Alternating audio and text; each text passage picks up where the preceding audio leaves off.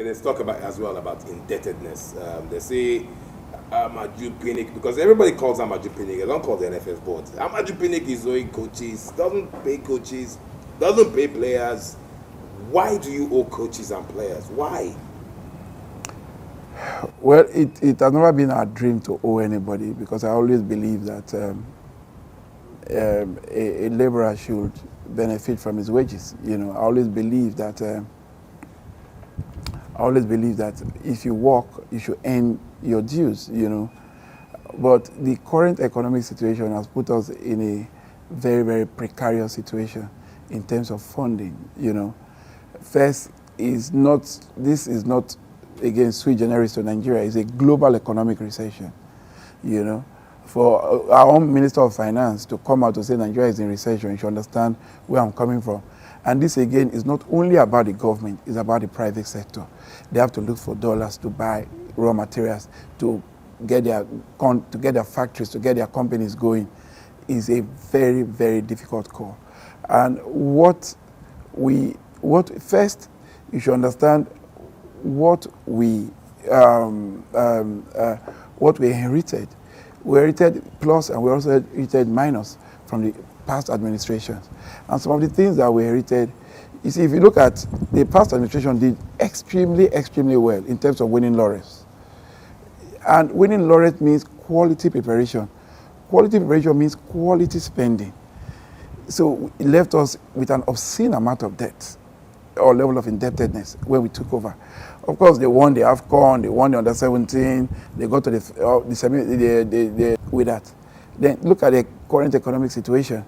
You know, what possibly they used to get as grant from government, what we get now is barely 25 or less than 30% of what they used to get.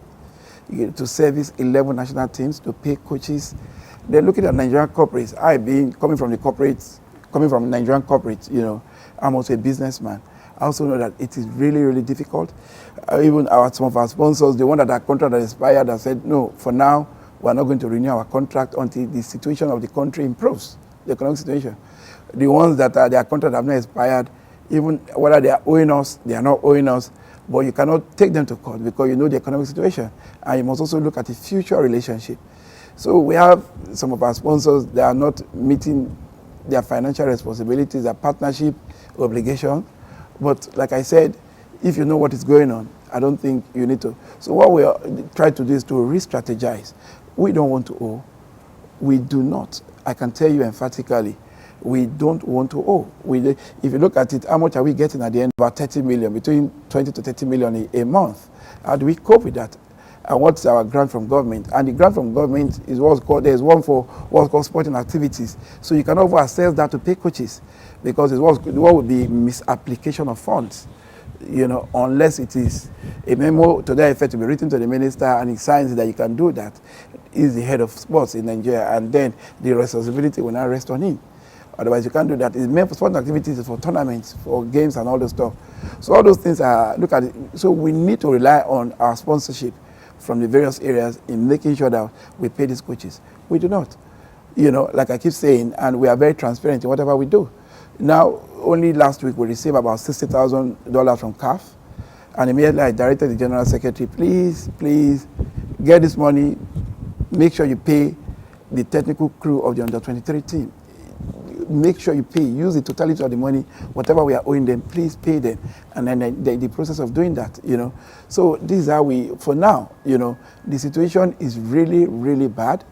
And I can tell you, we don't want to say that it's going to affect whatever we are doing, because we're also re-strategizing, making sure that we look at we look at everything possible in making sure that we qualify for the World Cup. But I can tell you that it is a very, very precarious financial situation. In other words, you're saying officially, Amaju Pinnick doesn't get a salary from the NFF. The records are there, you know, there's nothing to hide. We work in a public domain and everything is there in public. You can go there and find out.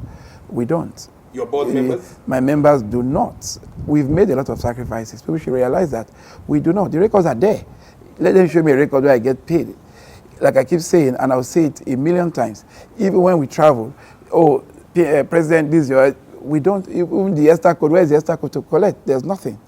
practically, because we try to relegate ourselves at the expense of promoting the major content, which of course are the teams, in realizing their dream, in making sure we fund whatever they are doing, their programs, the matches, and also all their bonuses. Ours is listen, we do all those things, make sure everybody's happy before we even think of our happiness in the federation. The records are there. Please, you can go and check it. I'm telling you, there's nobody in the federation. I cannot even say I want to put my debt. I go to Abuja, I fly into Abuja.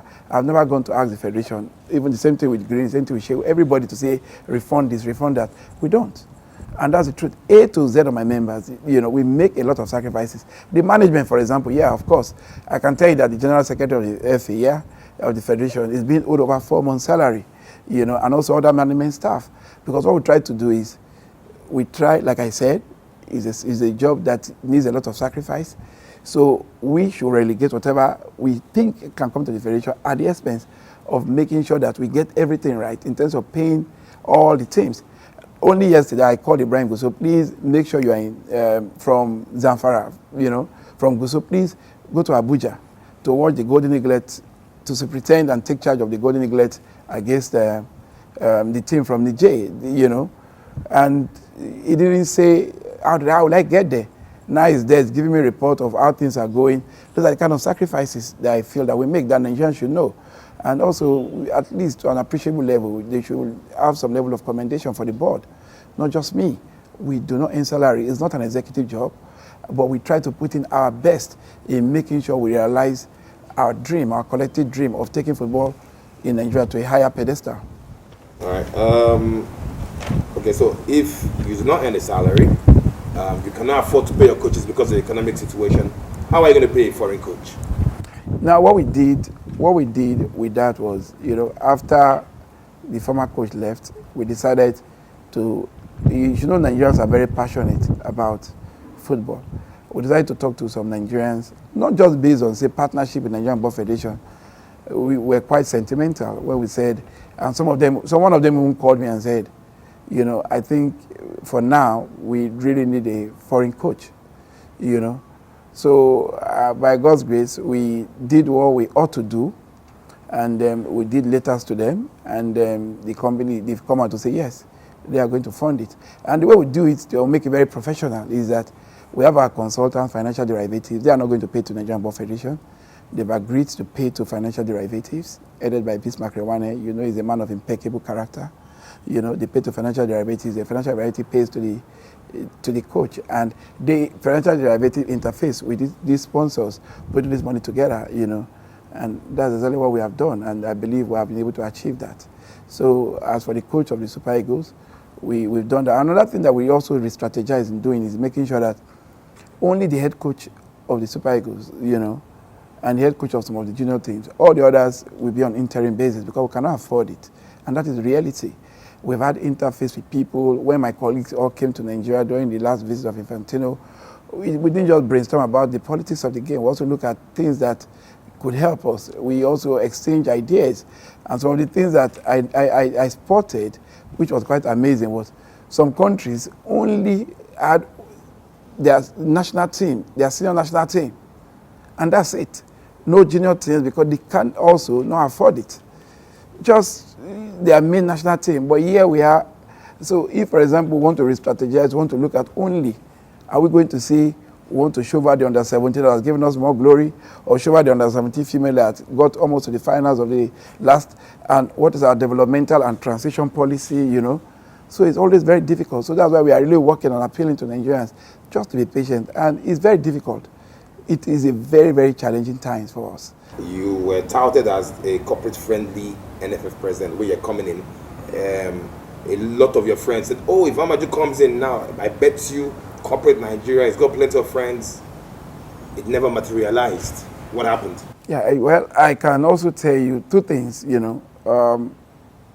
Of course, I'm happy. I think I want to thank you for saying that I have a corporate posture, because of possibly what we did when I was in Delta, Of course, I ran one of the best state FAs at that point, using Nigerian corporates for all our programs.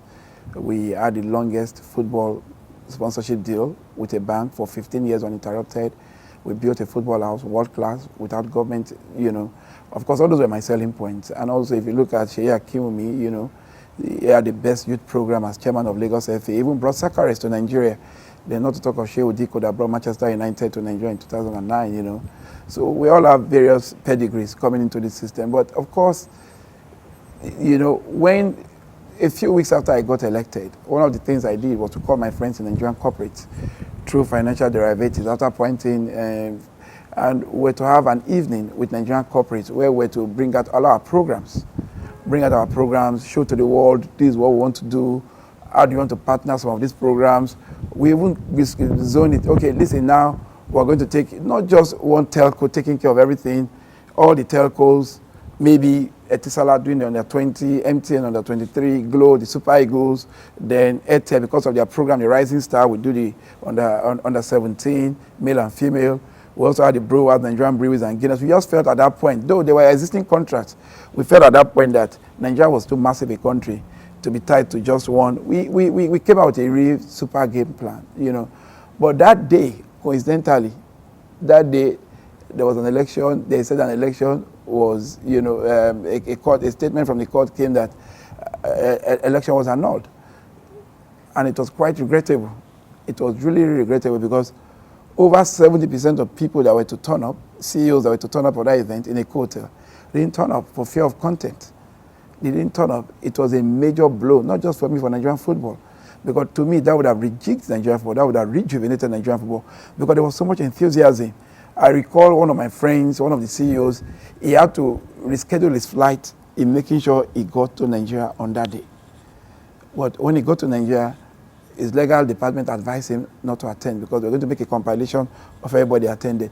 In spite of that, from the people that came, we had 3 sponsors from there, So you can imagine if everybody had congregated in that place, listened to my vision, where would I have been today? So from there on till date, even up till now, we've been taken to Supreme Court. So who can thrive under a polity, under a stratosphere of instability? It's almost impossible. Every day, I lost out. There was an airline that was to come and do our Federations Cup. We were almost done and dusted, almost. And they called and said, listen, this is a major brand. We have partnered so many sporting activities, and we cannot partner Nigerian football because we don't even know who the president is. We tried to convince them, but that was the best we could do. That there's so much instability. Our brand is a super brand, and we cannot. That's how we lost that a few months ago. And we've lost that in so many ways. So that's why you just think that whatever these people are doing is purely annihilative. It's purely destructive. If we cannot get it, let us destroy Nigerian football. I think the focus now should be how to rebuild that image again. It's an image that is so dented. And like you said, I'm at the aim of affairs of that image. So everything is directed at me. And that's the truth. I recall one of the sponsorship that we got. The CEO said, well, we are going to tie the sponsorship to the day you leave the federation, that's the day it ends. I said, no, football must go beyond me. That is you that I know. I said, it's not me that you know Nigerian football. So what I'm trying to say is that it is really, really difficult. But we're just trying to rebuild that confidence in them again. But just about, we thought everything was okay, that the court cases are over. Now we'll be taken to Supreme Court and we'll be served. And we have a case on the 9th of September, knowing fully well that 3 weeks thereafter, we're having a very big qualifying game. Anything can happen.